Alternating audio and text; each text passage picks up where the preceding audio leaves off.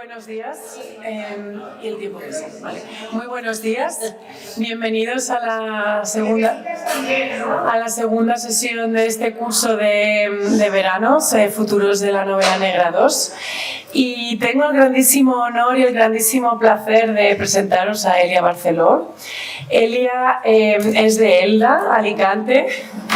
Se la considera una de las escritoras más versátiles de la actualidad, con obras y premios en varios géneros.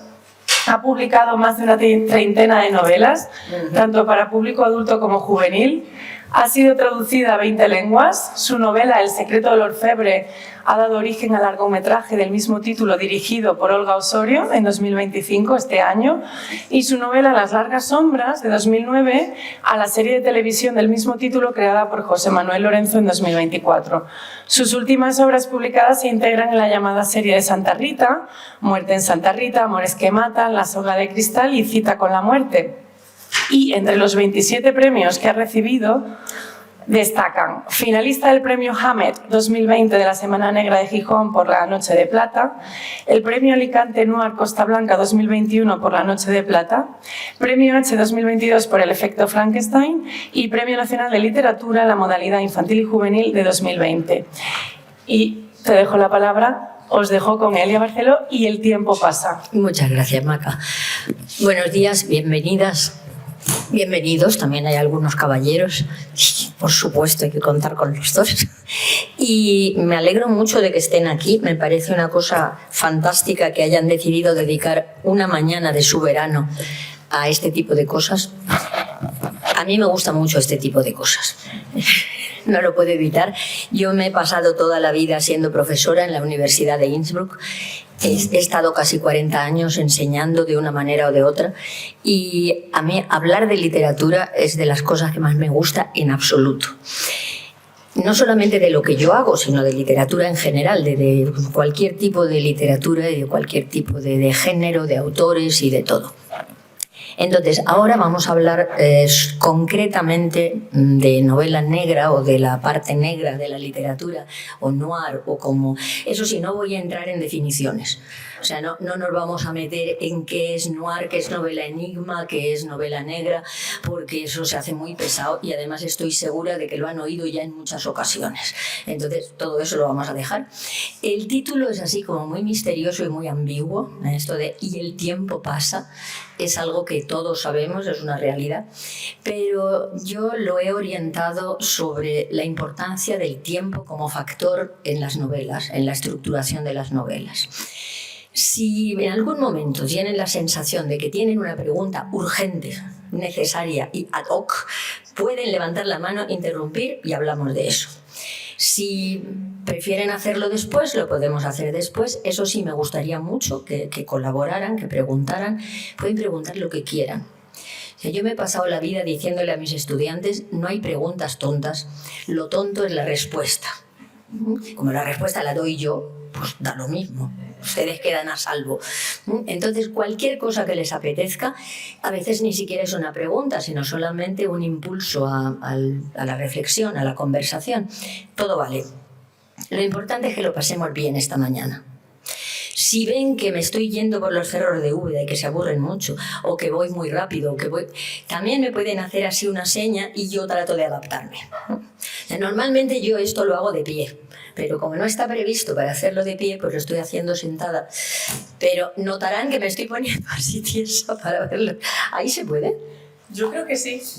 Porque si ahí se puede, yo lo prefiero con mucho. Así los veo a todos, ustedes me ven a mí y tenemos así como más posibilidades de... Muchísimas gracias. Pues nada, nos lanzamos. La cosa se llama "y el tiempo pasa". El tiempo es un factor fundamental en la existencia humana. Es un elemento central y estructurante en nuestra experiencia vital. Todo lo que nos sucede en nuestra vida normal tiene lugar en un cuándo, en un continuo de devenires en el que lo más importante es el antes y el después. En la narración es más curioso porque lo podemos experimentar como algo sucesivo o simultáneo. según si los sucesos se nos presentan uno tras otro en su causalidad, o si al terminar la lectura atendemos a la experiencia lectora y asistimos a la vez a lo sucedido en la novela. Volveremos sobre esto, ahora suena un poquito críptico, pero luego verán que la cosa no es para tanto. Cuando uno empieza con las primeras nociones de análisis literario, cuando uno tiene un grupo de estudiantes que están tratando de aprender cómo se desmonta un texto, cómo se desmenuza un texto para entenderlo, una de las primeras cosas que dejamos claras es que una narración es un qué que le sucede a un quién en un dónde y en un cuándo. El por qué también es relevante, el cómo, el hasta dónde, todo es importante. Pero del cuándo, que es lo que nos ocupa en este momento, van a depender muchas cosas. Los seres humanos vivimos dentro del tiempo y el tiempo nos parece fundamental para comprender lo que nos sucede. Tenemos necesidad de saber si algo sucedió antes o después de otro algo, o a la vez. Y en el caso de que sucedan a la vez, si los dos hechos estaban relacionados o eran totalmente fortuitos e independientes. Nos hemos acostumbrado a narrar siguiendo relaciones de causa y efecto, de causalidad. Porque cuando entra el factor tiempo, los sucesos ganan en profundidad y en lógica y aumentan su capacidad de ser comprendidos. Voy a usar un ejemplo derivado del que quizá ya conozcan y recuerden, que es el que usa Foster en su obra Aspectos de la novela. Es una obra bastante antigua, creo que salió sobre el año 20 o 22 del siglo XX, 1922, y se la recomiendo mucho si les interesa el análisis literario, porque está escrita de una manera muy llana, muy agradable, muy fácil de entender, y te explica muchísimas cosas, ¿no? Aspectos de la novela de Foster. Si no usamos el tiempo y decimos, por ejemplo, el rey murió, la reina murió, lo único que sabemos es que los dos murieron, que es lo que nos pasa a todos, o sea que muy original tampoco es. Entonces, a partir de ahí se pueden contar cosas, pero con eso solo no sabemos mucho. Pero, de todas maneras, fíjense en el rey murió, después murió la reina. Ahí hay más historia. Tampoco hay muchísimo, pero hay más. Sabemos que una cosa fue primero y otra cosa fue después, y entonces podemos imaginarnos que haya alguna relación entre ese antes y ese después. Foster utiliza un ejemplo que es el que se ha hecho famoso para diferenciar entre lo que es una historia y lo que es una trama. Ahí tenemos, en una historia, los sucesos se presentan uno tras otro sin relación entre ellos. En una trama, los sucesos están unidos por la causalidad. El ejemplo que él usa, y que es un clásico, por eso estaba usándolo yo, es: el rey murió, después murió la reina, eso es una historia. Pero el rey murió, después la reina murió de pena, eso es una trama. Hay una causalidad entre ellos. Entonces sabemos que los dos sucesos están relacionados y que uno es causa del otro. Uno es una causa, otro es un efecto. Eso es lo normal en todas las novelas que tenemos costumbre de leer. Casi todo lo que sucede en una novela está relacionado. Por eso nos pone muy nerviosos como lectores y lectoras cuando leemos una novela y en un capítulo se nos narra algo de un personaje y en otro se nos narra otro personaje y en otro personaje, y estamos todo el rato esperando que confluyan, porque si no confluyen tenemos la sensación de que nos están tomando el pelo, de que ahí no hay historia. Y es bastante curioso, porque sí que hay autores que han utilizado eso experimentalmente para ver hasta qué punto pueden llegar con los lectores. Es muy divertido jugar con los lectores. Todos los autores intentamos sorprender, intentamos jugar con nuestros lectores y lectoras. Entonces hay gente que se deja llevar y dice, bueno, vamos a ver en qué para esto, y hay gente que dice, esto es una basura y lo tiro ya directamente. Tienen todo el derecho del mundo, lo han comprado y tienen el derecho total a no leerlo. Ese es uno de los grandes derechos de los lectores, el dejar de leer. Y eso se lo recuerdo porque hay personas que me dan un poco de lástima que se ven obligadas a terminar una novela que han empezado. No lo hagan, la vida es breve. Si no les gusta la novela, déjenla, hay más. No pasa nada.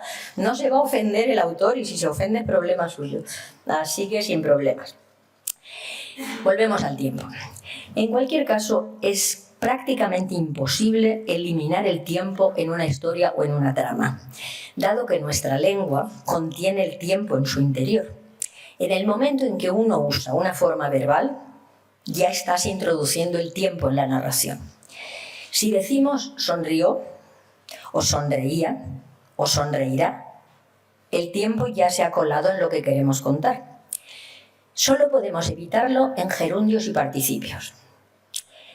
Pero intenten hacer una historia solo con gerundios y participios y luego me dicen a ver qué les ha parecido la experiencia.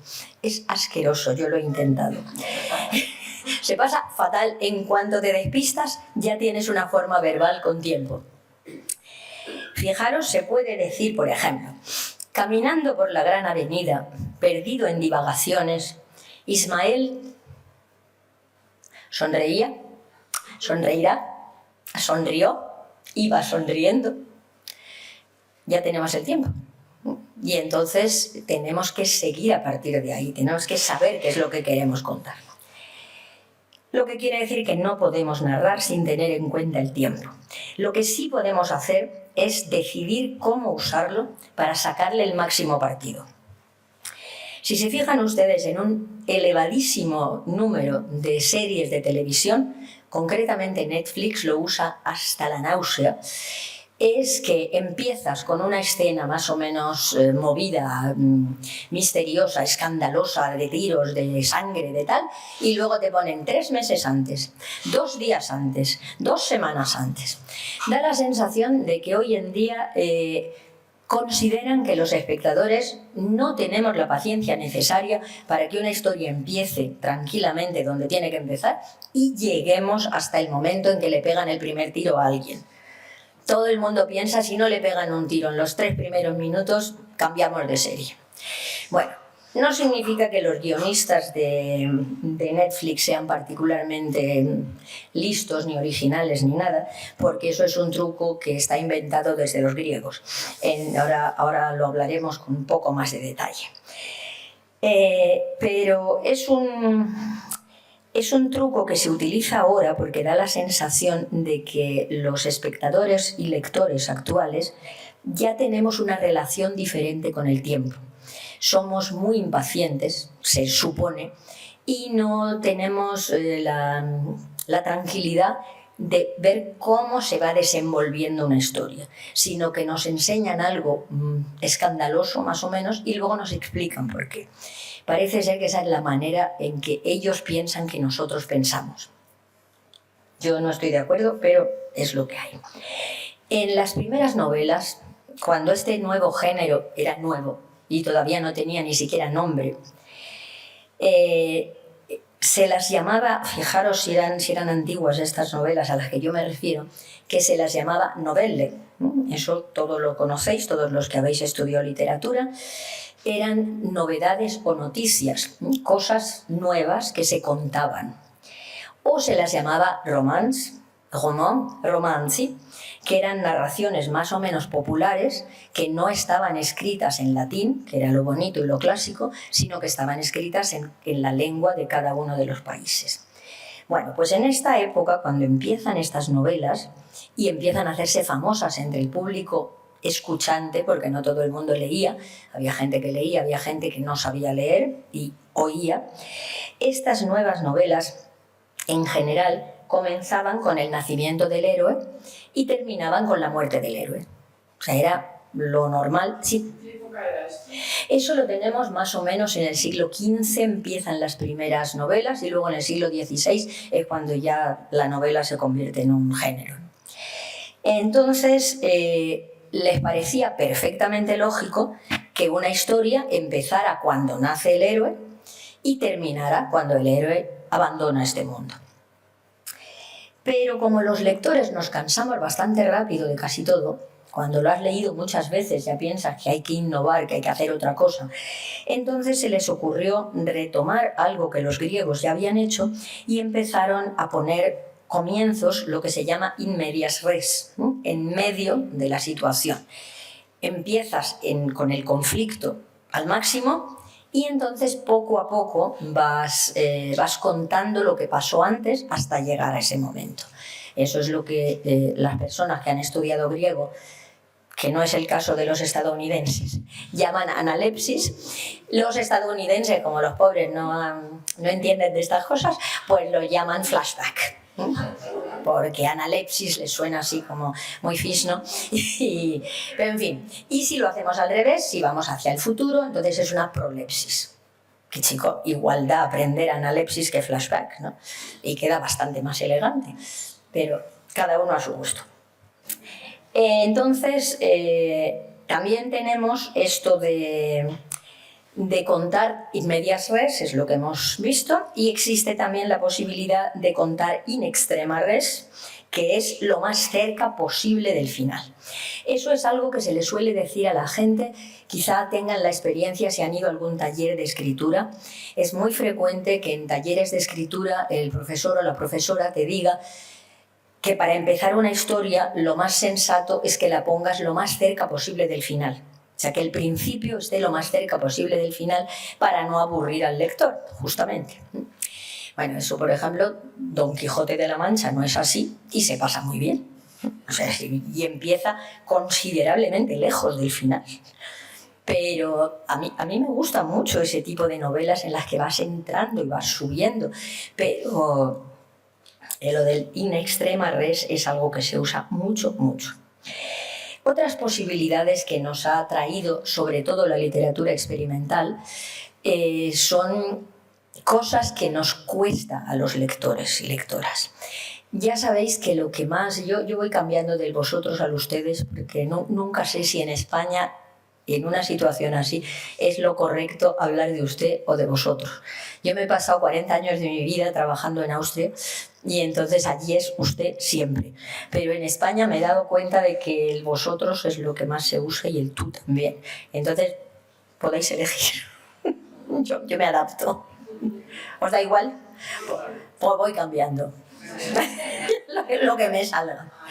Bueno, entonces en la literatura experimental no es tan importante seguir la línea temporal, pero hay épocas en que la literatura experimental interesa y gusta y los lectores y lectoras tienen ganas de leer cosas nuevas, cosas diferentes, y hay épocas en que da la sensación de que la gente se cansa de experimentos y lo que quiere es que le cuenten una historia del modo más lineal y simple posible.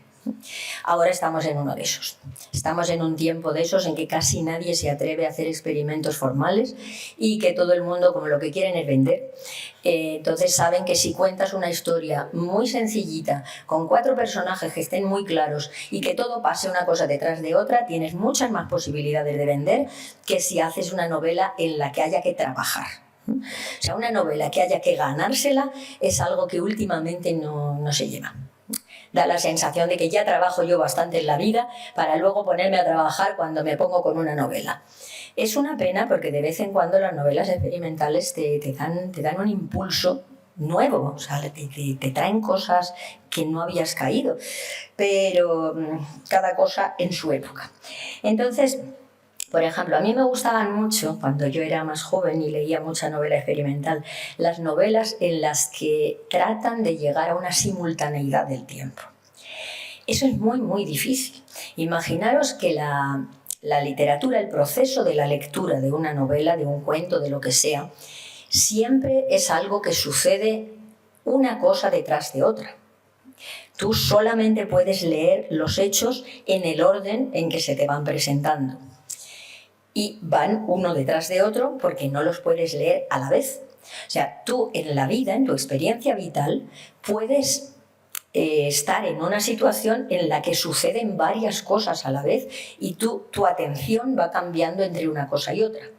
Si ahora, por ejemplo, ahí fuera hubieran unos niños jugando a cualquier cosa, entonces nosotros oiríamos lo que están haciendo los niños, seríamos conscientes de que hay unos críos de 10 años jugando al balón, oiríamos los ruidos, las expresiones, oiríamos a sus madres diciendo, niño, déjale a la pelota, tal y que cual. Estaríamos aquí. Hay gente que a lo mejor tendría el móvil abierto y estaría mirando lo que le dicen por Instagram. Y existe la posibilidad de la simultaneidad. Pero cuando estamos leyendo una novela, no hay manera de presentar la simultaneidad más que cuando cierras la novela. Cuando cierras la novela y la has terminado, de repente esa novela está dentro de tu cabeza completa. Es como si fuera un planeta flotando delante de ti. Y tú la puedes ver desde todos los ángulos. Ya no te acuerdas exactamente si una cosa fue antes que otra. Pero si te acuerdas, porque claro, puede ser que se te haya olvidado, pero si te acuerdas de todo junto. Mientras que cuando lo lees una cosa detrás de otra. Para evitarlo, algunos autores lo que intentaron hacer es, por ejemplo, escribir a varias columnas. Entonces, abrías una página y veías varias columnas y en cada columna estaba pasando una cosa que supuestamente sucedía a la vez. Pero cuando tú lees una detrás de otra, no las puedes leer a la vez.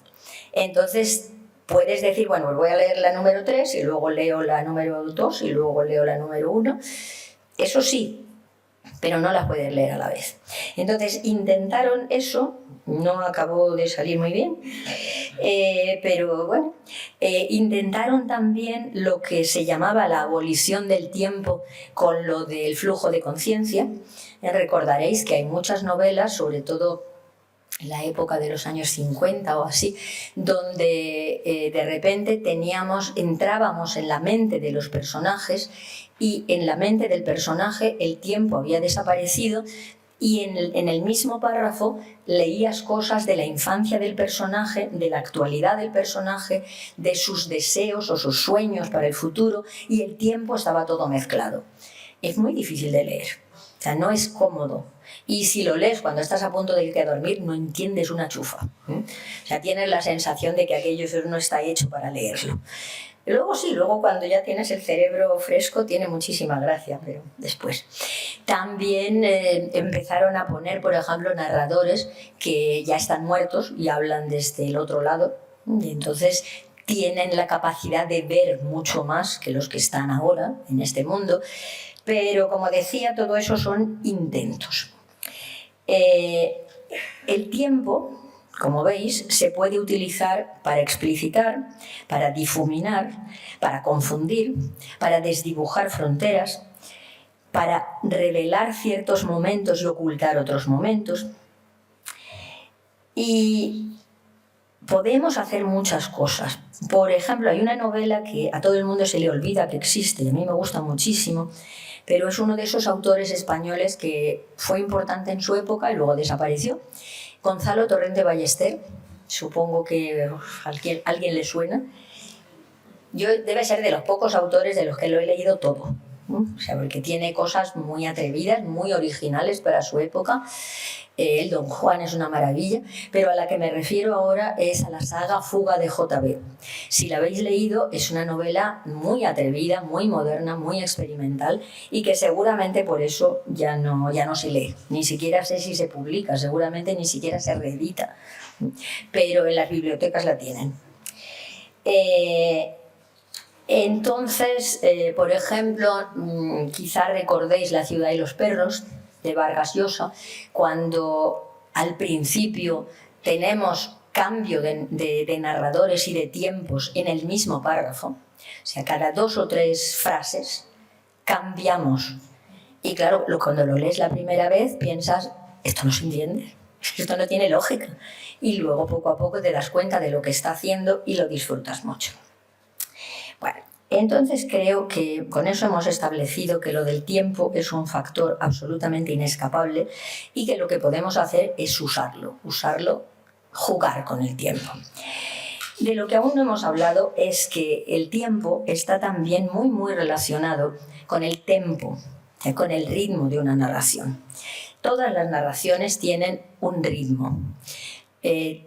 todo uso de la palabra tiene un uso musical. O sea, cuando alguien es aficionado a leer, a escuchar audiolibros, porque si alguno tiene costumbre de audiolibros o podcasts o radio, sin más, se da cuenta de que es muy importante que un texto tenga ritmo y tenga un tempo. Hay textos que son muy agradables de oír y hay textos que escritos, cuando tú le pasas los ojos por encima, están bien, pero cuando lo lees en voz alta, notas que no fluyen, notas que no funcionan. Eso es muy importante y eso es algo que hay muchos autores y autoras a los que no le dan importancia y luego se les nota un montón. Luego tenemos que ver también que no se trata solo del tiempo cronológico de lo que pasa en una novela, sino cómo repartimos el tiempo. Hay novelas en las que solamente pasan, por ejemplo, el Ulises de Joyce, solo pasan 24 horas y es un pedazo de novela así de gorda.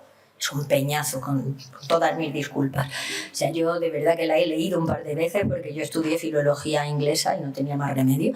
Pero, chica, yo he leído cosas que me han gustado bastante más. Pero la gracia es que solo cuenta 24 horas, pero lo cuenta todo. Todo. Hay gente que lo disfruta mucho, hay gente que lo disfruta menos. Y al revés, hay novelas que yo que sé, que tienen 150 páginas y te cuentan 300 años. Entonces el tiempo es una cosa muy dúctil y muy maleable, uno puede hacer mucho con el tiempo. Y es una cosa muy, muy divertida. Por ejemplo, si tenemos un personaje que está esperando un autobús, podemos darle tiempo para que líe un cigarrillo y dedicarle, por ejemplo, 4 páginas a cómo lía el cigarrillo mientras está pensando en sus cosas. Si os acordáis, por ejemplo, del movimiento aquel que hubo en Francia sobre los años 50, principios del 60, del Nouveau Roman, eran un peñazo de novelas. Lo estaban intentando, o sea, como experimento era fenomenal, pero te describían una habitación, todo. O sea, te describían absolutamente todo, la forma de las lámparas, la forma de las losetas del suelo, y cuando habían terminado de describir la habitación, no pasaba nada dentro, solo era la descripción. Entonces, eso se puede hacer, es una manera de usar el tiempo. Se trata de ver qué quieres conseguir de tus lectoras, o sea, ¿por qué les haces eso? ¿Qué les estás enseñando? Entonces, podemos poner a un señor liándose un cigarrillo durante 4 páginas o podemos decir sencillamente hasta que llegó el autobús se fumó medio paquete. Y con eso hemos puesto ya 1 hora y media. Con el tiempo podemos hacer muchas cosas. Hay géneros que dependen básicamente del tiempo y del tempo. El más clásico, estando donde estamos, es el thriller. No hay un thriller lento.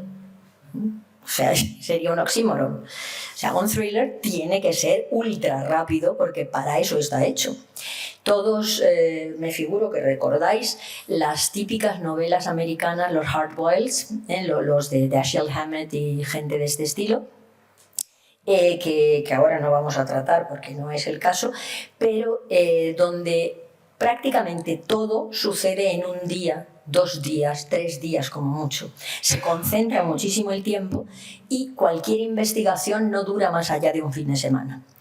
Las novelas de Agatha Christie se resuelven en un fin de semana. O sea, se reúnen en una casa señorial el viernes, matan al Lord y el lunes Poirot ya sabe quién es, el domingo por la noche se reúnen y se lo cuenta todo y arreglado. Hay incluso novelas, creo recordar algunas de Ross MacDonald, en la que en el principio de cada capítulo se dice qué día y qué hora es. Entonces te dicen martes 16:40, entonces ves como el investigador toca la puerta, le abre un mafioso y cosas así y te va diciendo exactamente cómo corre el tiempo hasta que se resuelve el asunto. Por tanto, hay novelas que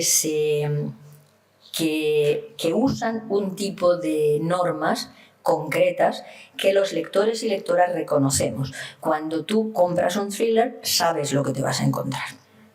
Y si no te encuentras eso, te decepciona. Tienes la sensación de que no era eso lo que tú buscabas. Como si compras una novela de terror y te da risa. Si una novela de terror te da risa, la jiba no te llamaría. O sea, no se puede hacer.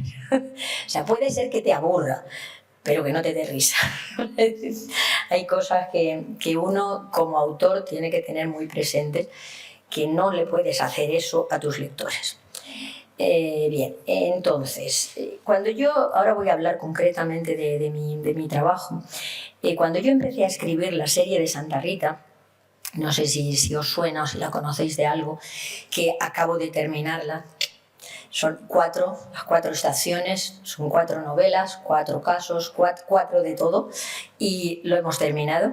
Pues cuando yo empecé con Santa Rita, yo sabía que el tiempo iba a tener un peso muy grande y por eso le concedí una atención especial.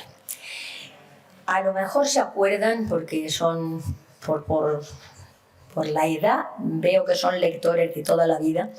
Hay una escena que a mí siempre me ha hecho mucha gracia en Alicia en el País de las Maravillas, cuando Alicia se encuentra con la Reina de Corazones, que es un bicho, como bien recordarán, y entonces a la reina le pregunta a Alicia: ¿qué haces tú aquí? ¿De dónde has venido? ¿Y por qué estás en mi país?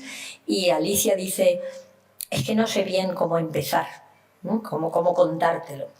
Entonces la reina, muy seria, le dice: empieza por el principio, continúa, y cuando llegues al final, detente. Entonces, la primera vez que yo lo leí, que era pequeña, pensé, pues muy sensato, me parece muy bien, eso es lo que voy a hacer yo. Me parece absolutamente lógico. El problema es, claro, decidir qué quieres contar. Y otro problema fundamental es lo que no vas a contar. Esa es una cosa muy, muy importante. Stendhal decía que la literatura es el arte de la omisión. Y es verdad, o sea, es muy importante saber qué es lo que no sale, porque lo que no puedes hacer es ponerlo todo. Eso lo sabe cualquiera que escriba diario. Cuando una persona lleva un diario, antes o después se da cuenta de que es absolutamente imposible escribir todo lo que has hecho en el día, todo lo que has pensado, sentido, deseado. Luego te gustaría tenerlo para el futuro, pero claro, cuando llevas ya 8 o 9 páginas y vas mirando el reloj y dices: es que esto no se acaba nunca, ¿no? Es muy importante saber qué pones y qué no pones. Eso es lo más.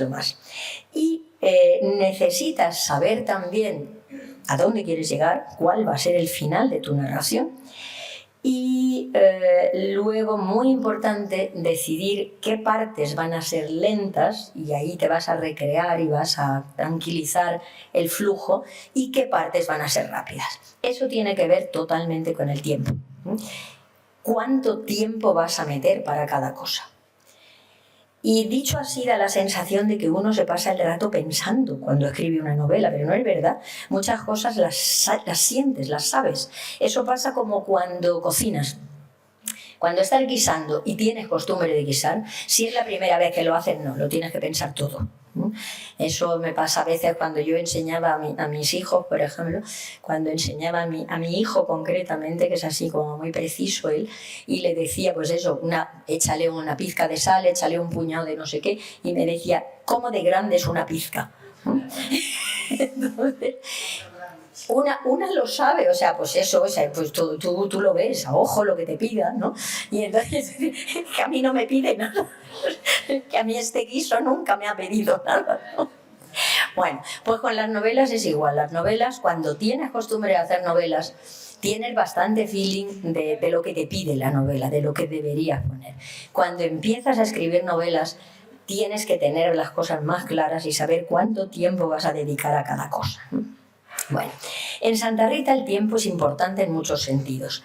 Tenemos el tiempo que marcan las estaciones del año, porque lo que se narra en el presente ocupa un año completo. Empieza en primavera de 2017, termina en primavera de 2018. Se lleva un año. Lo hice adrede porque no me apetecía nada poner Santa Rita en la pandemia. O sea, me negué a que fueran todos con mascarilla y que no se pudieran dar besos ni abrazos. Entonces lo puse antes, con eso me lo ahorré. Y como ahora, mientras tanto, casi nadie nos acordamos ya de lo desagradable que fue, pues Santa Rita ya nadie se da cuenta de que, de hecho, escrita cuando está escrita debería aparecer la pandemia. Pues no aparece, para que lo sepáis. Entonces tengo las 4 estaciones. Empezamos en el primavera con Muerte en Santa Rita, luego Amores que matan es el verano, La soga de cristal el otoño y la que acaba de salir, Cita con la muerte. Ese tiempo importa porque no solamente es un tiempo cronológico, sino porque también marca el tono de la historia. Es decir, la novela de primavera es más ligera, más luminosa, más alegre, más positiva. La de verano es más pasional, digamos, más caliente en todos los sentidos. La del otoño es más oscura, es cuando caen las sombras, cuando las noches se alargan, entonces lo que pasa es un poco más negro. Y luego en invierno, que es la última, hay una mezcla un poco de todo porque vamos hacia la luz, vamos hacia la primavera. Pero además de esto, en cada novela yo hablo de una generación de esa familia, una generación cada vez más hacia atrás. El lector o lectora en cada novela asiste a escenas de la vida de esa familia una generación más hacia el pasado. Y todas juntas nos dan una idea de la evolución de la familia y de la sociedad española. Porque el lugar donde sucede, Santa Rita, fue fundado en 1862 como balneario de talasoterapia, un sitio muy elegante, muy chic, muy fino, donde llegó a estar la reina María Cristina, por ejemplo, era así un sitio muy guay, fundado por un médico psiquiatra de la familia Montagut, y luego ese lugar tan maravilloso fue evolucionando hacia mal, fue degenerando, luego se convirtió en un sanatorio para enfermedades mentales femeninas, es decir, un sitio donde los ricos encerraban a sus mujeres y a sus hijas cuando estorbaban. Luego, después de eso, se convirtió en un psiquiátrico femenino, que todavía era peor, y en la época de los años 30 y cuando la guerra y la posguerra se convirtió en un manicomio de mujeres horroroso.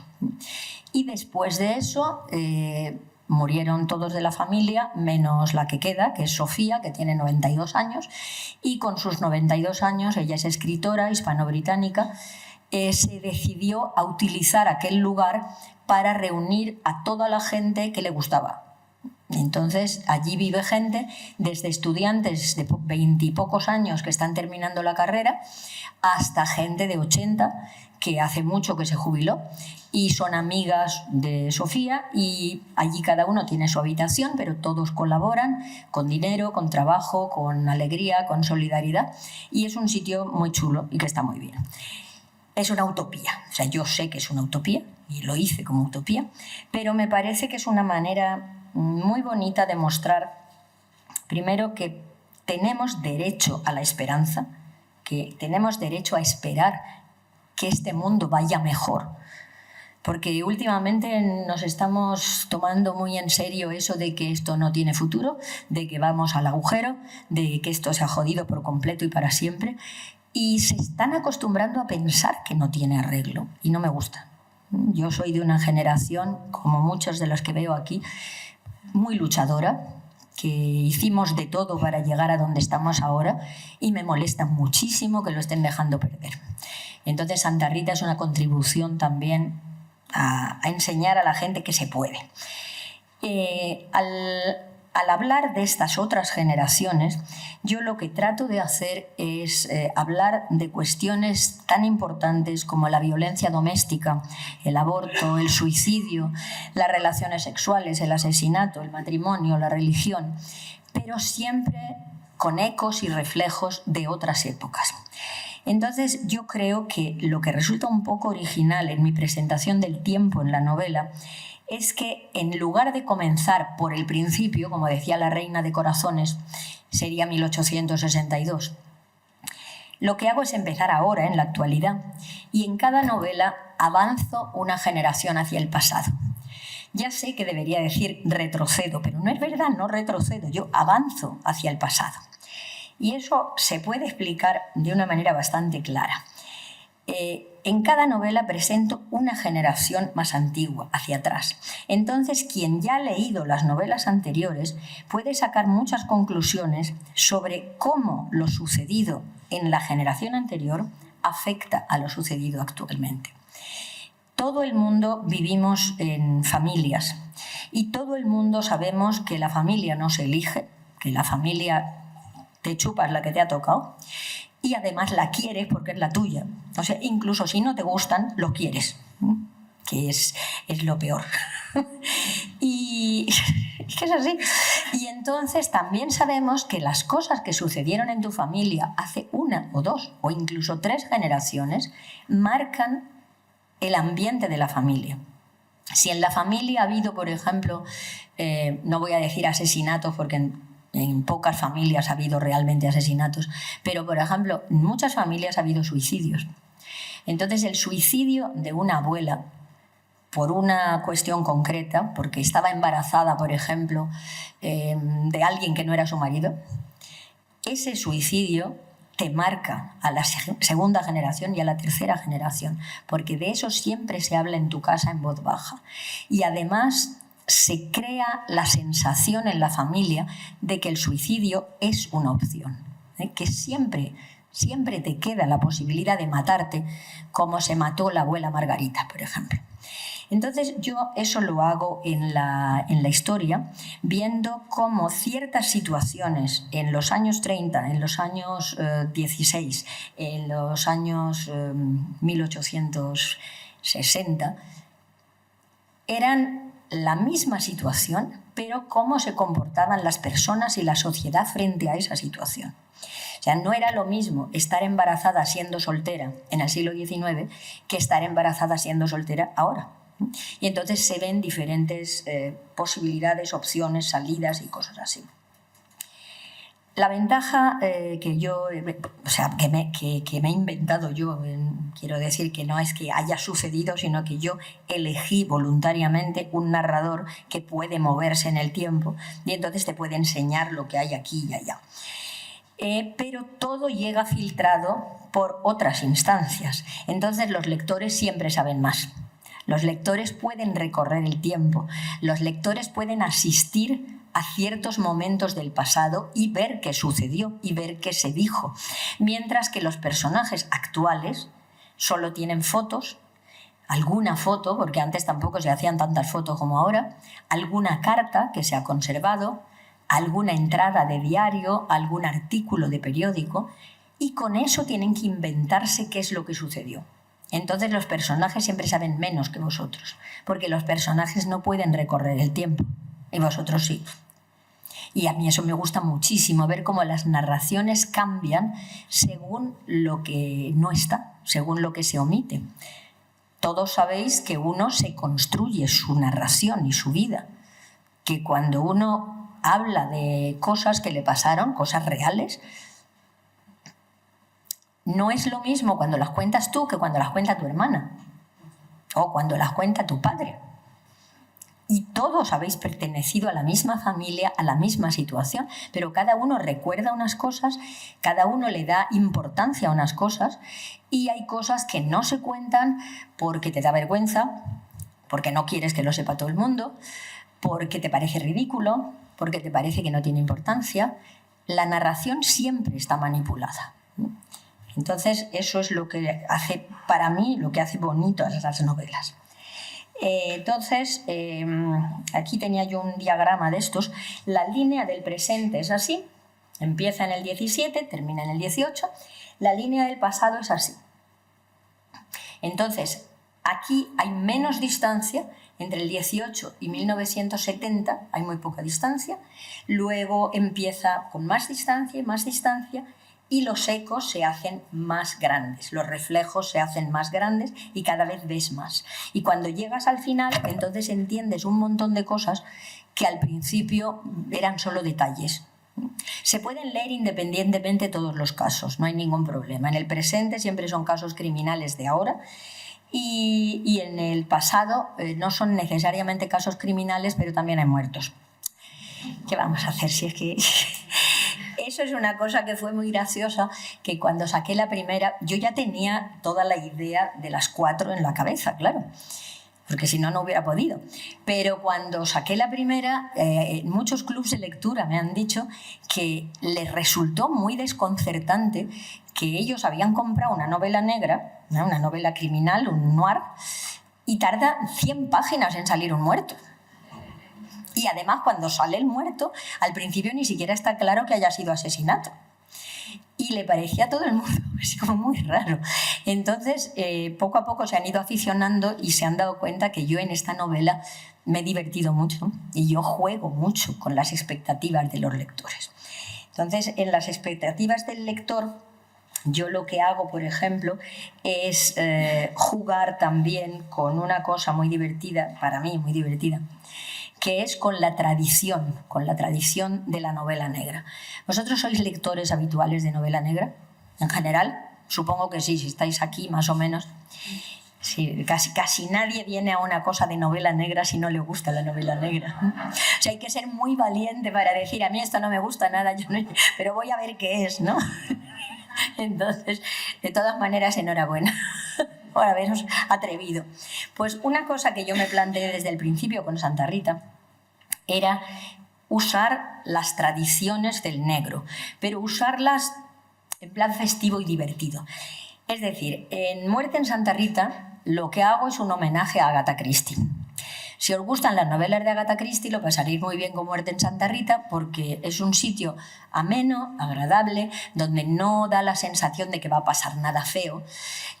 Luego muere alguien, lamentablemente, pero todos han tenido ocasión, todos han tenido motivo, y se trata de ver quién lo ha hecho y cómo lo ha hecho. Entonces eso es Agatha Christie, claro.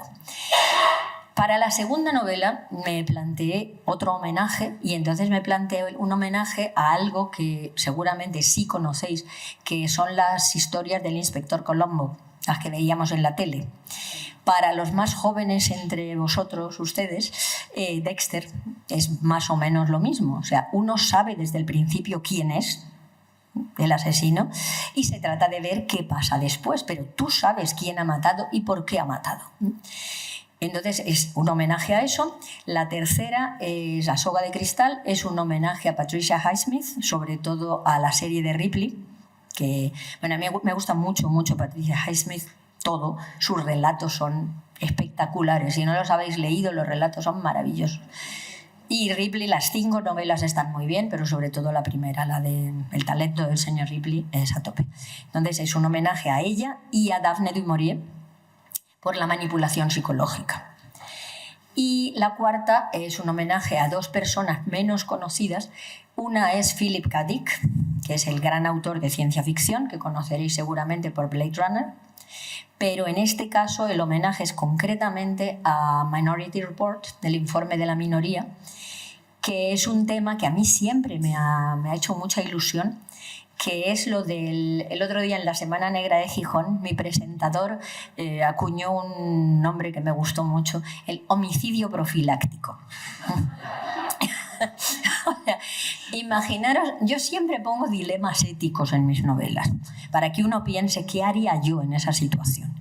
Entonces, imaginaros que vosotros sois padres o madres de una muchacha casada, son 2 hijos, que tiene un marido abusador, maltratador, un pedazo de animal, un pedazo de hortera, y que ahora está en la cárcel por otras razones. Y desde la cárcel le manda mensajes diciendo, cuando salga te mato. Entonces la chica dice, bueno, no es para tanto. Él tiene mucha polvorilla, pero no es para tanto. Y además tiene una orden de alejamiento, o sea que... Y la madre empieza a pensar, ¿y si de verdad la mata? O sea, ¿y si eso que se ve en los periódicos todas las semanas, el animal del Richard sale de la cárcel, viene y mata a mi hija y a mis nietos? Lo mato. Lo mato y me da igual que me lleven a la cárcel. Y entonces, junto con una amiga, empieza a pensar, bueno, ¿y si lo matamos antes? Si lo matamos antes, igual nos van a llevar a la cárcel, pero tu hija y tus nietos están vivos. Y entonces empiezan a plantearse, ¿y cómo podríamos nosotras, que somos mujeres normales y corrientes, cargarnos al animal del Richard sin que nos pillen? Entonces, esa es la parte divertida. O sea, de verdad que es muy divertido ver los planes que se hacen estas dos mujeres de 70 y tantos años tratando de cargarse al Richard sin que las pillen. Pero la idea es, ¿qué os parece eso del homicidio profiláctico? O sea, no se puede hacer, está muy feo. O sea, no vas a matar a una persona por si acaso. Pero, en fin, darle un par de vueltas porque la cosa tiene su miga. Y entonces esa es una de las líneas, esa es la línea del presente, pero luego estamos hablando de líneas del pasado y todo esto. Y el otro homenaje de la cuarta novela es a un autor suizo que a mí me gusta mucho, que es Dürrenmatt, Friedrich Dürrenmatt, con una novela corta que se llama La promesa, que también hicieron una película con Nicholson, que está muy bien. Y lo que me interesa de ahí es el concepto del azar. El azar, la casualidad, es algo que en nuestra vida tiene un papel muy importante. La mayor parte de las cosas que nos han pasado en la vida nos han pasado por casualidad. O sea, pensar, la mayor parte de gente que está ahora junta con una pareja la conoció por casualidad, porque se encontraron en alguna parte, se cayeron bien y la cosa se desarrolló. Mucha gente tiene a sus hijos por casualidad. Porque le falló la píldora o porque pasó cualquier cosa y dijo, bueno, pues claro, ahora que ya estoy, pues vamos a tenerlo. Muchos de los trabajos que uno tiene, los tiene porque en el verano necesitaba un trabajo y tú tenías un tío que tenía un amigo que trabajaba no sé dónde y te dieron un trabajito y te diste cuenta, chica, pues a mí esto me gusta y me sale bien. A pesar de todo, en las novelas, la casualidad siempre se la orilla de alguna forma. A los lectores y lectoras no nos gusta que las cosas pasen por casualidad. Tenemos la sensación, mira qué fácil se lo ha hecho el tío. Y si es una novela negra, nos cabrea muchísimo que los policías encuentren una prueba por casualidad. Una vez, vale. Si pones 2 veces una casualidad, te dicen, venga ya. Esto no se lo ha tomado en serio, no ha trabajado bastante. Y sin embargo se supone que la novela negra es realista, o sea que refleja la realidad, no como la ciencia ficción que no refleja la realidad. Claro que refleja la realidad. Los humanos no somos capaces de escribir algo que no refleje la realidad, no podemos. Nuestro cerebro no da para no reflejar la realidad, solo podemos hablar de lo que conocemos y así nos va. Podríamos pensar quizá un poco más para allá. Bueno, entonces tampoco quiero agobiaros con más cosas. Vamos a ir terminando para que haya tiempo de preguntar. Bien. Sí, una cosa que también quería comentaros de las novelas de Santa Rita, que tiene algo menos de relación con el tiempo, pero que también la tiene, es que los personajes en las novelas de Santa Rita son representantes de todas las edades del ser humano. En las novelas de Santa Rita hay desde un bebé que acaba de nacer hasta Sofía, que va a cumplir 93. Y eso lo hice totalmente a propósito porque llegó un momento en mi desarrollo personal y literario en que me di cuenta de que en las novelas todos los personajes femeninos tienen entre 20 y tantos y 40 y pocos. O sea, no solamente en las películas, no son solo las actrices las que se quejan de que a partir de la menopausia no les dan buenos papeles. Es que en las novelas, quedaría igual, solamente salen chicas jóvenes. En el momento en que una mujer ya no es reproductiva, ya no interesa. Fijaros que estadísticamente una mujer de 50 años en este país tiene 35 años por delante de vida. Y nos quieren convencer de que ya no servimos para nada, que ya no nos va a pasar nada interesante en esos 35 años, que ya no valemos para nada. Pero hay que ser imbécil. Entonces yo, lógicamente, empecé a pensar que, bueno, que por qué no darle cancha a mujeres y a hombres que están más allá de los 50 años.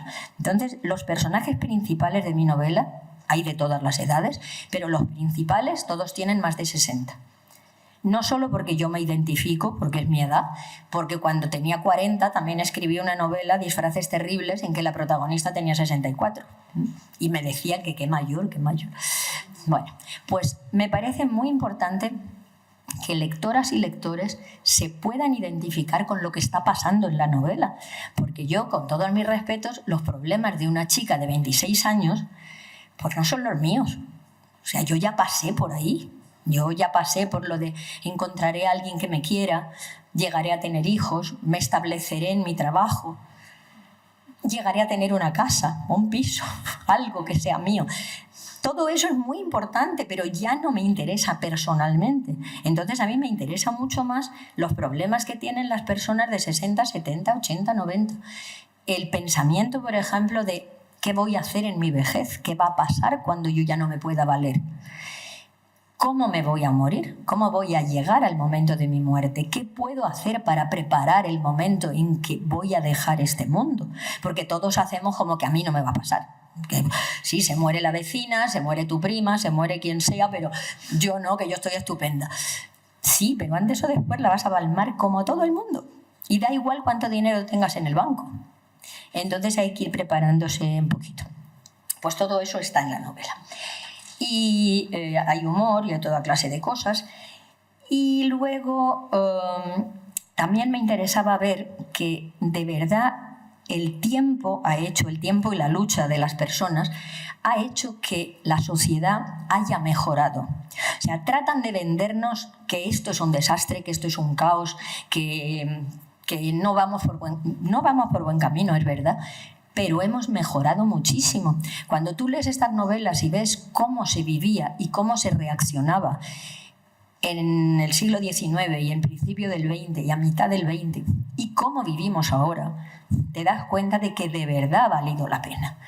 Que hemos conseguido, por ejemplo, quitar esa influencia absoluta de la Iglesia Católica, que uno no podía moverse si no te daba permiso el párroco.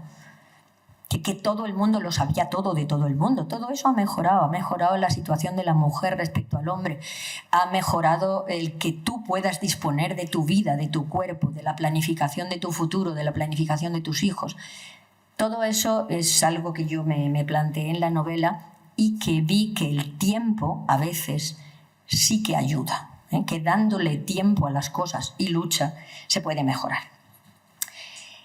El tiempo pasa. Lo vemos enseguida, pasa, nos marca, cambia nuestros valores, cambia nuestra sociedad, cambia nuestras actitudes. El tiempo es importante y las novelas lo reflejan, tanto si se lo proponen como si no. Igual que nosotros envejecemos aunque no nos lo hubiéramos propuesto. Yo ya de pequeña, cuando miraba a las personas mayores, como siempre he sido muy empática yo y muy fantasiosa, yo miraba a las personas mayores y yo pensaba, yo alguna vez seré así.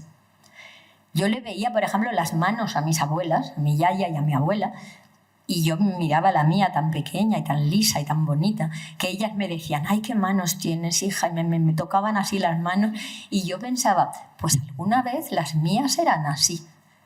Y trataba de acostumbrarme a ello. Y sí, pero solo te acostumbras hasta cierto punto.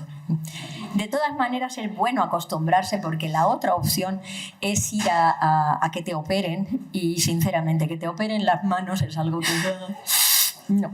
Prefiero que envejezcan y que funcionen.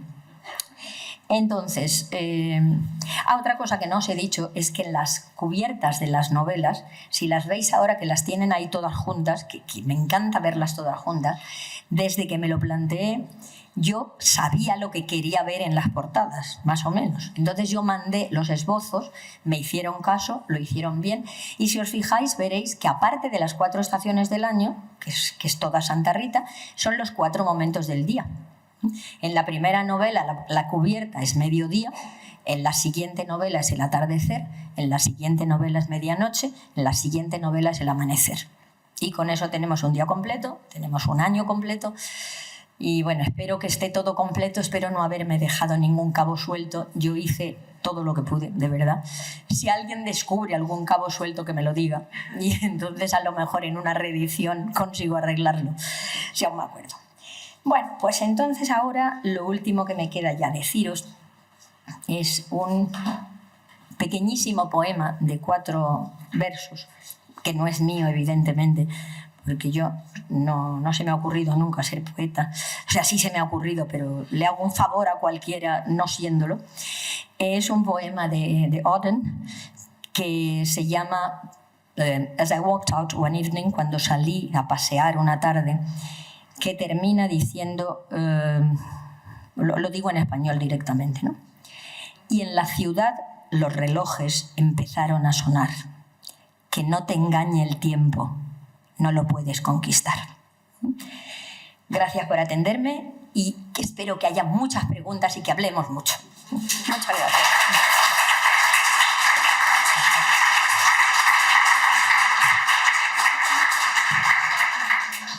Muchísimas gracias, Elia. Ha sido maravilloso escucharte. Vamos a dar paso a preguntas. Lo que queráis. Sí, ella me ha dicho, que lo he apuntado, que por favor, hasta cosas normales de su vida, de sus gustos, de su vida en Austria, que no os cortéis, que todas las preguntas son validísimas. Mientras tanto, mientras que rompemos el hielo...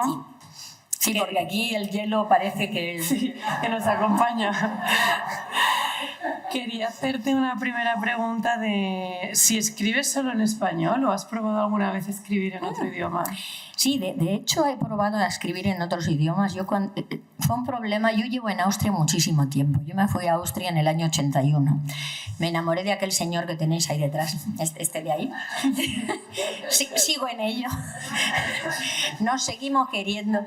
Y entonces me fui en el 81. Yo en el 81, mis planes, antes de conocerlo a él, yo había estudiado filología anglo-germánica y mi idea era estudiar, dedicarme a la literatura estadounidense, sobre todo a la literatura fantástica estadounidense del siglo XIX y del siglo XX. Eso era lo que a mí me apetecía de verdad. Pero luego ya lo conocí, hice hispánicas porque pensé que tendría más posibilidades en Austria siendo nativa y habiendo estudiado hispánicas. Y cuando llegué allí empecé a plantearme ¿qué hago? ¿Sigo escribiendo en español?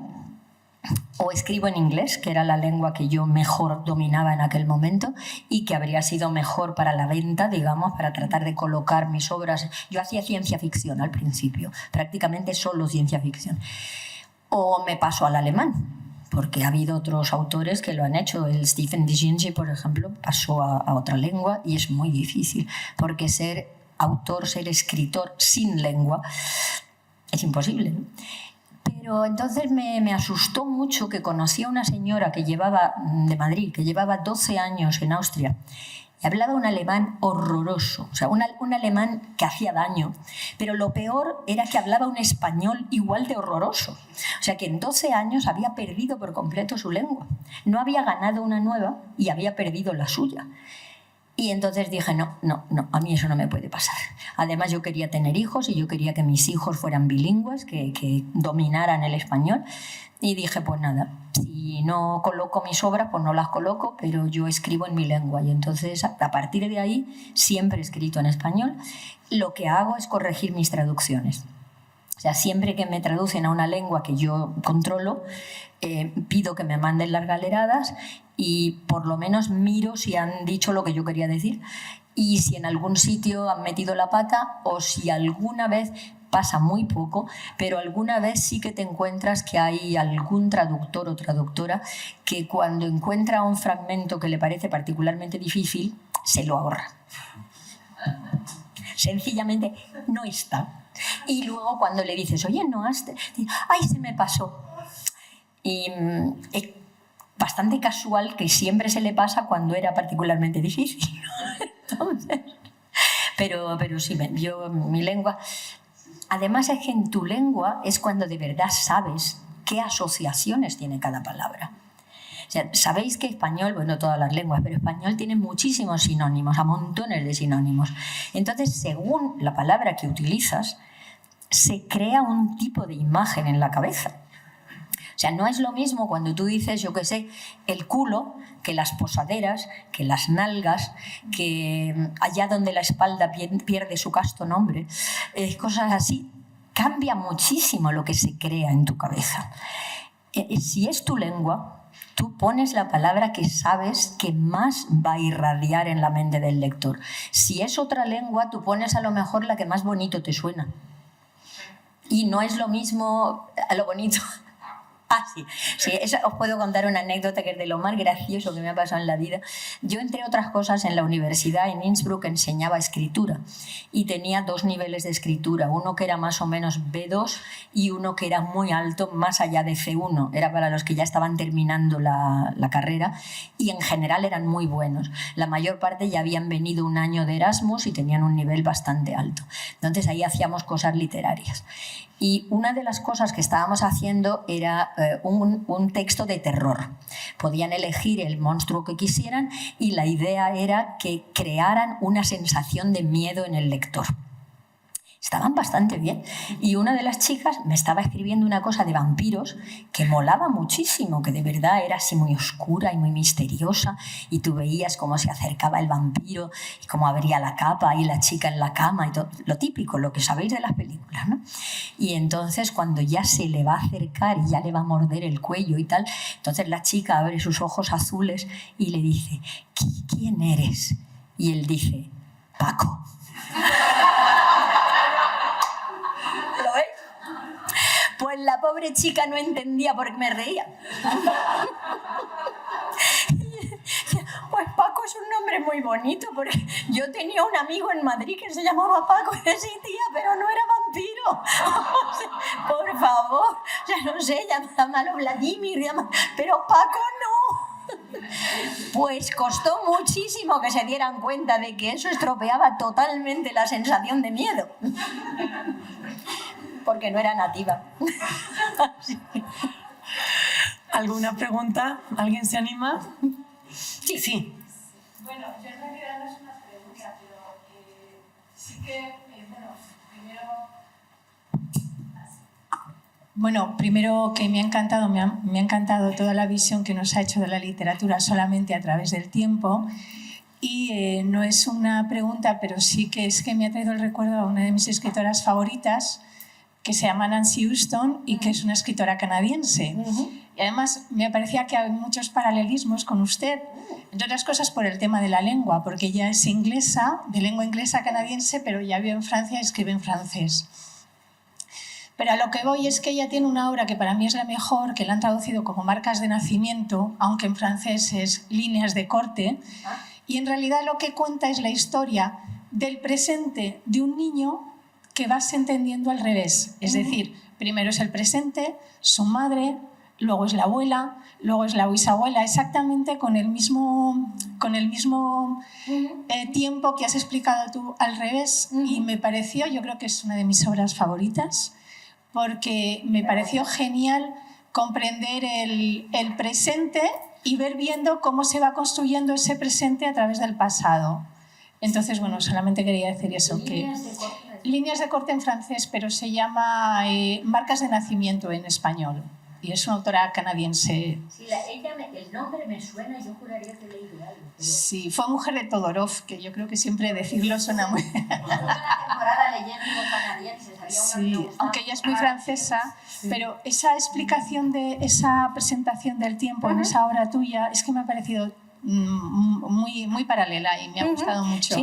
Sí, tienes toda la razón. Es que realmente lo sabemos todos, pero no le prestamos mucha atención, que nosotros somos lo que somos ahora porque fuimos lo que fuimos. O sea, porque venimos de una familia concreta, porque tenemos unas marcas, tenemos unos dolores, unas traumas, unas alegrías, una narración familiar. O sea, es algo que, por ejemplo, eso... Tú lo has comprado, una novela que se llama El eco de la piel. En El eco de la piel hay una presentación en que se habla de eso, de que uno es... ¿La tienes ahí? Déjamela un momento. Un fragmento. Porque creo que con esto queda bastante claro. Es que esto yo lo uso mucho en todas mis novelas porque es algo que me importa mucho. ¿Os parece que os lea un...? Bueno. Todo es como se cuenta, y solo permanece lo que se ha narrado, como en los cuentos infantiles, casi con las mismas palabras, una y otra vez, hasta que esas palabras, en ese orden, se convierten en la historia de una persona, de un pueblo, de un país, en la historia, con mayúsculas. Todo lo demás, lo que no se ha narrado por olvido, por descuido, porque no parecía tan importante o no se adaptaba al tono general que uno quería conseguir, se desdibuja, desaparece, llevándose consigo los matices, los tonos grises, las aparentes contradicciones, que son lo que realmente hace la vida humana, la realidad de un ser en el tiempo. Cuando una vida se acaba, lo que queda es el recuerdo en la mente de los que sobreviven al difunto. Un recuerdo hecho de palabras, palabras ajenas, impuestas sobre la vida de quien se ha ido. No permanece lo que a uno le habría gustado que quedara de su paso por la tierra, sino lo que los demás dicen de él o de ella, lo que han seleccionado de 80 o 90 o 100 años de vida. Y ni siquiera ha sido una selección pensada y ponderada, sino la inercia de las frases repetidas, de las anécdotas más intrascendentes, de lo banal. Quedan también los objetos, las cosas de uso cotidiano, que de repente se convierten en territorio de nadie, en trastos que se juzgan en función de su posible utilidad y supervivencia en las casas de los que se pasean entre ellos, decidiendo qué se guarda y qué se tira. Las cosas que uno erróneamente llama recuerdos, pero que solo recuerdan algo a quienes los amaban y que no evocan nada a nadie ajeno a ellos. ¿Cómo saber que aquel pisapapeles tan cursi de cristal veneciano era para la tía Marta una tarde de sol en la laguna, con las góndolas cabeceando suavemente frente al café donde ella y el tío Gonzalo se miraban a los ojos, felices de estar solos por primera vez en el extranjero, en su luna de miel? Quizá en alguna ocasión ella hubiera dicho con una sonrisa: esto lo trajimos de nuestro viaje de novios. Quizá no. Pero para nadie que no sea ella es accesible la chispa traviesa en los ojos de un Gonzalo de 28 años, su mano acariciando la rodilla de su mujer por debajo de la mesita de mármol, el recuerdo que comparten de la noche anterior, el sabor del vino tinto y de los besos. Eso nunca lo sabrá nadie y se perderá con la tía Marta para siempre. El pisapapeles cambiará de manos. Con suerte llegará a una tienda de trastos viejos y alguien se lo llevará a su casa para imbuirlo de recuerdos nuevos que también se perderán. El ciclo de la vida y de la muerte, de la pérdida, de la recuperación y vuelta a la nada. Sin embargo, si alguien, la tía Marta misma, o una de sus sobrinas, o incluso alguien ajeno a la familia, pone palabras a ese pisapapeles y de pronto tiene una historia, esa historia permanece. Aunque no sea verdad, aunque sea una invención, interesada o no, las palabras lo dignifican, lo ennoblecen, hacen más difícil perderlo, regalarlo, tirarlo a la basura, porque de pronto esa cursilada de pisapapeles pertenece a la historia familiar. El padre del tío Gonzalo se lo trajo de la guerra. Un soldado italiano se lo dio en agradecimiento por haberle escrito una carta a sus padres cuando se estaba muriendo en un hospital de campaña. No, se lo regalaron a la abuela de tía Marta, que era cantante de ópera. Una vez, en la Fenice, después de una butterfly, una señora se le acercó ya en la puerta y sin palabras y con los ojos llenos de lágrimas se lo puso en la mano y desapareció en la noche. Lo compraron la tía Marta y el tío Gonzalo en su viaje de bodas, en la tienda de un anciano que iba a cerrar para siempre porque sus 2 hijos habían muerto en la guerra y no tenía a quién pasársela. Los 2 sabían que era una cursilada, pero les dio pena el viejo. ¿Importa realmente cuál de esas versiones refleja la verdad cuando los protagonistas de la historia han dejado de existir? ¿Importa el amor y el dolor expresados en una carta antigua cuando ya apenas sabemos quién fue la persona que la escribió? ¿Cómo saber quién es aquel desconocido? ¿Cómo saber quiénes somos nosotros mismos? Primero somos lo que nos dicen que somos. Después, con suerte, lo que nosotros nos decimos a nosotros mismos cuando empezamos a poner palabras a nuestro yo, a nuestra identidad. Nada más nacer una criatura, la primera pregunta de todos los padres es ¿qué es? Y con eso solo se refieren a si es varón o hembra. La primera marca de tu vida. Poco a poco te van marcando cada vez más. Eres una niña. Eres la mayor de 3 hermanos. Eres el pequeño y tendrías que haber sido chica. Fuiste un error de Nochevieja. Eres tonto. Eres muy inteligente. Eres especial. Tú nunca llegarás a nada. Serás médico, como todos en esta familia. Eres una marimacho. Y pareces mariquita. Eres muy guapa. No eres gran cosa, pero tienes pase. No te pareces nada a tus hermanos.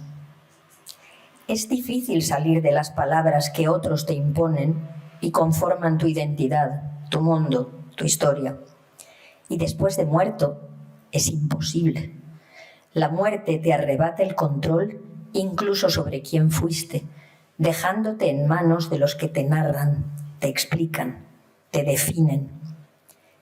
Estamos hechos de palabras, propias y ajenas, de amor y tiempo y palabras.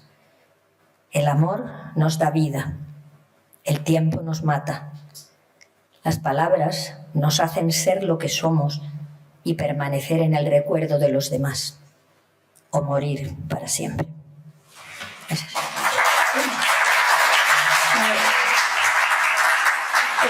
Elia, Ya veis que muy alegre no es. no me creo que no seas poeta, lo siento. Ay, muchas gracias, qué bonito. ¿Alguien más se anima? Bueno, voy a hacer otra pregunta, entonces me voy a seguir aprovechando.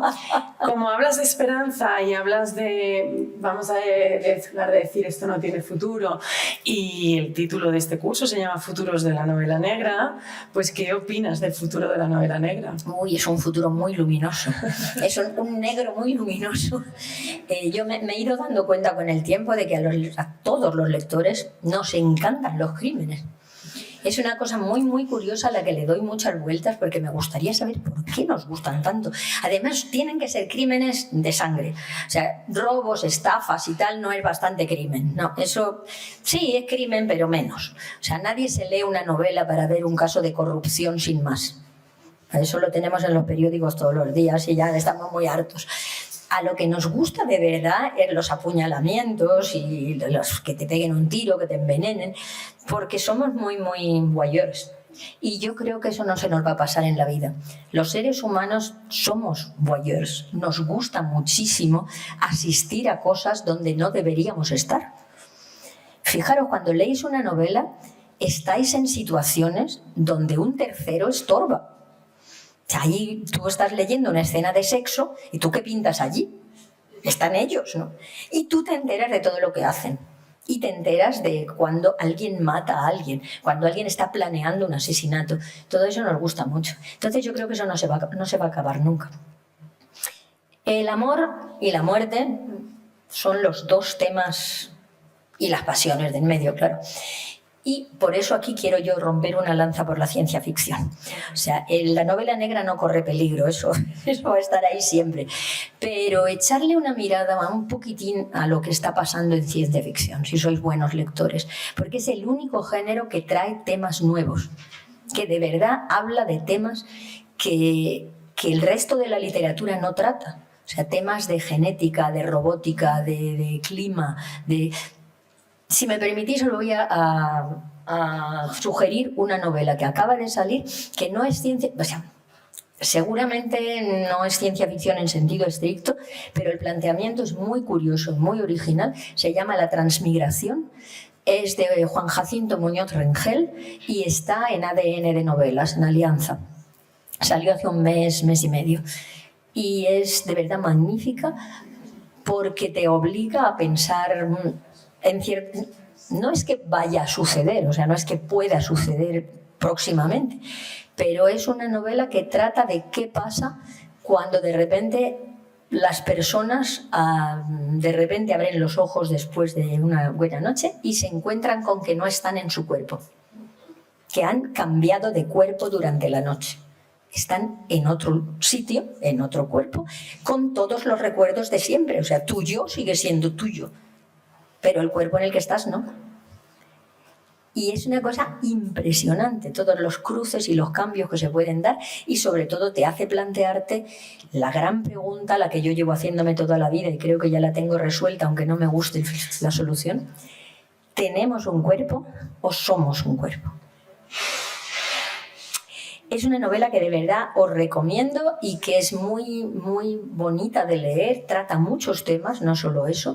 Hay muchísimos temas de cómo podría cambiar el mundo, cómo podría cambiar la empatía de los seres humanos y la solidaridad de los seres humanos cuando por primera vez en tu puñetera vida sabes lo que es sentir como siente otro. O sea, cuando tú de repente estás en un cuerpo que no te pertenece, y te das cuenta de lo que significa no poderte mover bien, por ejemplo, o de repente volver a ser un bebé con tu conciencia de ser humano adulto, tener 3 meses.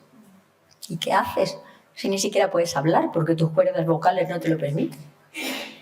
O abres los ojos y de repente estás en Japón y no entiendes lo que se dice a tu alrededor y no conoces a la gente que te rodea. Es interesante, de verdad. Y si eso os gusta, hay mucho. Sí, por ahí hay una pregunta. ¿El micrófono lo tienes? Una y dos. Sí. No me atrevo mucho, pero usted ha hablado de los motivos de los lectores. A mí lo que más me intriga es los motivos de los escritores. Buena. Es decir, Agatha Christie, en su autobiografía, yo siempre he pensado, ¿por qué esta mujer se interesó por esto? Siendo una dama y todo. Entonces, ella perdió a su padre a los 10 años, si mal no recuerdo. Luego tuvo el trauma del divorcio, que estuvo 6 meses missing, ingresada por un trauma feroz. Pero ¿por qué ocurre esa motivación? ¿Porque algo le ha ocurrido al escritor? ¿De qué tipo? Ajá. Por ejemplo, a usted. ¿Cuál es la razón por la que uno escribe sobre esto? Yo perdone que a lo mejor me soy muy atrevida. Me encantan las preguntas difíciles. Pues, sinceramente, en mi caso es porque me divierte terriblemente y porque me parece una buena coartada para hablar de lo que de verdad me preocupa. Entonces, como para mí lo de la muerte es una cosa muy importante, yo tengo una aguda conciencia del tiempo. O sea, mi marido dice que yo sufro de una enfermedad que no está diagnosticada, que él llama hipercronía, que es verdad, es una muy aguda conciencia del tiempo. O sea, yo pienso siempre pasado-futuro. Yo me paso la vida como Janus, con una cara para cada lado. Y para mí la muerte es una cosa muy, muy importante. La pienso todos los días, varias veces. Entonces, para mí, el poder hablar sobre la muerte me lleva, lógicamente, a novelas en las que muere gente. Y el que muera gente me parece mucho más divertido cuando lo matan.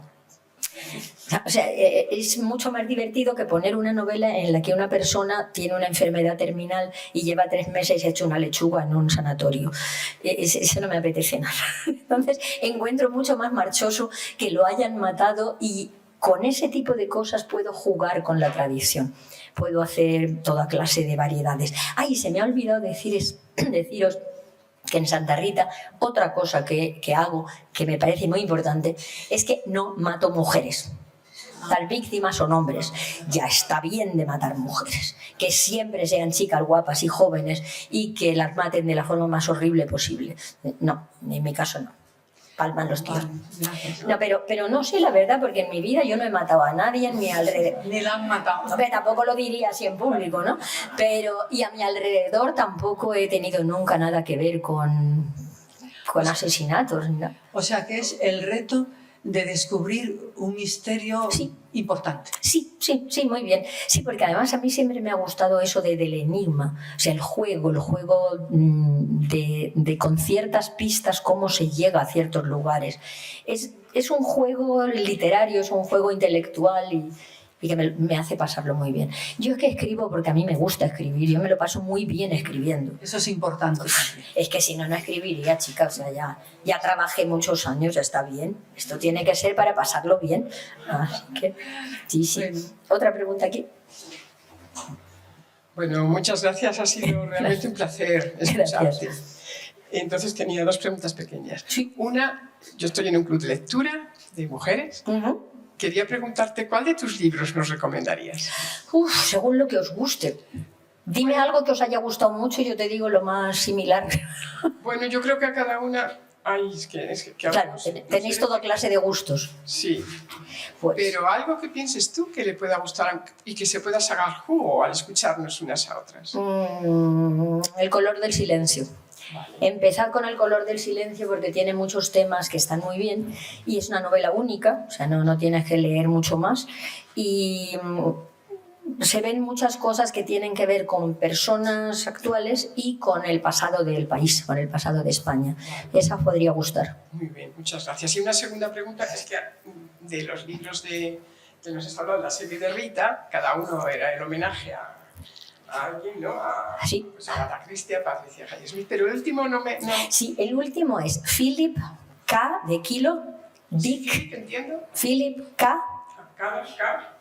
Ese es el nombre, ese medio que ponen los estadounidenses. Dick, D de dedo, y C.K. Vale. Es el autor del que hicieron Blade Runner después, que es un autor de ciencia ficción magnífico, muy pasado de vueltas, o sea, hay novelas que son muy raras, pero muy interesante.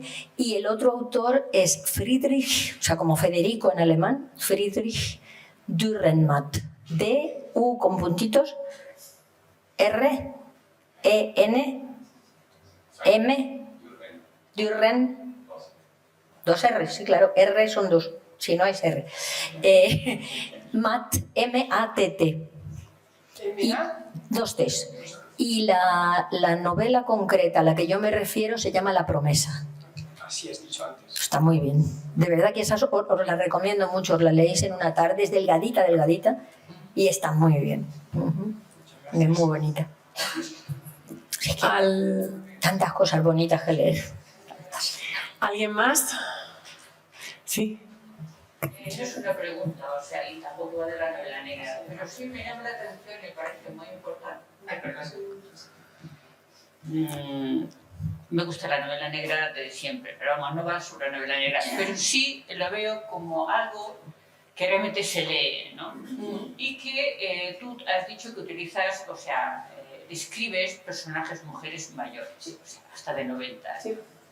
Entonces yo lo veo como una importante motivación, un importante camino para que las mujeres que ya somos viejas, o sea, utilizando el libro de Freire, somos viejas, no me importa decirlo, seguimos existiendo. Sí. Y vamos a existir un rato más. Tenemos que tener conciencia, decimos, hemos sido muy luchadoras, sí. Y no podemos ahora resignarnos, ya es que tengo los 70 y... ¿Qué voy a hacer? Pues fíjate la cantidad de cosas que se pueden hacer. Yo lo veo como ese elemento de transmisor, de hacer visible a la mujer vieja, sí. De que tomen conciencia de su importancia, pueden ser abuelitas, pueden hacer calceta, pueden hacer lo que quieran, pero hay todavía mucho elemento social por transformar, sí. Por transmitir esperanza. Sí, absolutamente. Llegar a la muerte. Absolutamente, tienes toda la razón y es algo que tenemos casi la obligación de hacer porque también es una manera de darle modelos a las siguientes generaciones. Que las chicas que son más jóvenes que nosotras vean que se puede llegar a una edad avanzada estando totalmente de pie en el mundo, no ocultándote en cualquier rincón para no molestar. Pues chicos, los hombres han estado siempre molestando por ahí, ¿no? ¿Por qué no podemos molestar nosotros? Pero... Ahí detrás, por ahí. Sí, bueno, yo aprovecho hasta que digáis basta, ¿no? Lo que quieras. Sí. Bueno, pues Yo formo parte de un grupo de amigas en las que hemos trabajado un tema que tú has sacado, hemos trabajado la muerte. Entonces hemos hecho juntas el testamento vital, hemos visto qué es lo que queremos para nuestros tiempos finales. Bueno, hemos visto películas, leído libros. Y como tú te has acercado a este tema también, por lo que nos has dicho, quisiera saber si alguno de estos libros se acerca a este tema de la muerte. Sí, en el primero, por ejemplo, en Muerte en Santa Rita, sí hay una parte en que Sofía, lógicamente, que tiene 92 años, pues piensa en ello y nos cuenta sobre un grupo de amigos también que ella tiene, donde organizaron una cosa, no os la cuento para no destruirla mucho, organizaron una manera para el futuro, para el caso de que alguno de ellos ya no pudiera valerse y no quisiera seguir aquí, cómo entre todos organizarlo de manera que se ayude a la persona que quiere irse, ¿no? O sea que eso lo puedes leer en la primera. No, solo quería decir que en el caso de Sofía, hubo un periodo ahí que era como muy triste cuando ves que se le ha ido la cabeza, que no sé qué, tal, el amante, papá, yo tampoco lo voy a destripar. Y gracias por recuperarla un poquito luego, porque no, de verdad me resultaba muy desasosegante, me daba mucha pena y me daba mucha rabia porque era una señora estupenda, vale, que tenía una edad, pero que lo de la cabeza lo llevé muy mal. Sí, lo comprendo. Yo también lo llevo muy mal. Sí, porque yo pienso que lo de morirse es natural y está muy bien y nos tiene que tocar a todos. Pero lo de... eso es muy malo. Pero bueno, va bien la cosa. Va muy bien, no te preocupes, que hay 3 novelas más en que Sofía está ahí totalmente en el centro de lo que pasa. La Sofía es un pedazo de mujer, a mí me gusta mucho. Por eso daba más pena todavía. Sí, claro, es verdad. Bueno, yo os animo a que nos tomemos un café y continuemos esta discusión y estas preguntas en el café. Y nos vemos a las 12:10, ¿vale? Gracias. Muchas gracias por venir y por escuchar. Muchas gracias.